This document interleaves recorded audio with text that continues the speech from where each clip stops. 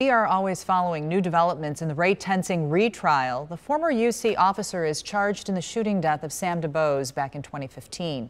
For now, the trial is on hold. Jury selection was supposed to resume today, but the judge put the brakes on it because of media challenges to her coverage restrictions. The judge put several limitations on the media for this retrial, but did so without holding a hearing. So now it's back to the drawing board because an appeals court determined she didn't follow the law. A hearing on possible new rules is scheduled for Thursday. I'm joined now by criminal defense attorney Marty Pinellas to get more perspective. And first question out the gate, Marty. First of all, thank you for being here. First question out the gate.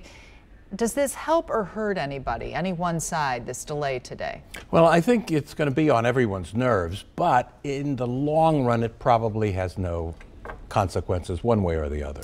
Is there a concern that a juror sitting there or potential juror sitting there might look at this and say, what the heck could I be getting myself into if we're already talking delays at the very onset? Absolutely, and they may have thought that even before today, and this just adds some salt on the wound. Okay, does it make seating a jury more difficult potentially? It might. It might cause jurors to be a little more reluctant to serve and therefore reluctant to answer additional questions, and they may want to go home to their family. Okay, 178 questions on this jury questionnaire. Is that typical or not? That would be typical for a case like this, certainly Okay. not typical for a regular run-of-the-mill case. I have some of the questions here. Number 150, are you concerned about your personal safety, reputation, or standing in your community among family, friends, and associates should you be asked to serve on this jury on this case? Good question. Why is that a good question? It's a good question because if somebody is going to have a concern about what they do, they may not do what they should do and do what they feel they have to do to remain in the community, to remain with their family. Okay, there were several questions about race, and I have an example of one of them. Question number 124, is there any racial or ethnic group that you do not feel comfortable around? Why ask a question like this strategically? Well, I think you're after the background and the feelings.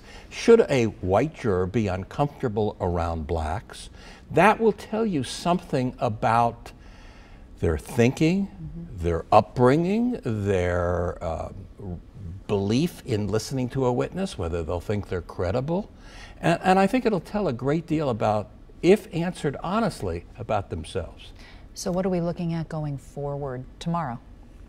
Well, I think once the jury comes in, the lawyers will then take these questions. Sure. They'll get eyes on the juror themselves. They'll get a feeling. You know, sometimes just seeing a person, looking at their reaction, watching their body movement can tell you a great deal about the juror as well. So observing, very important going forward. Absolutely. Okay.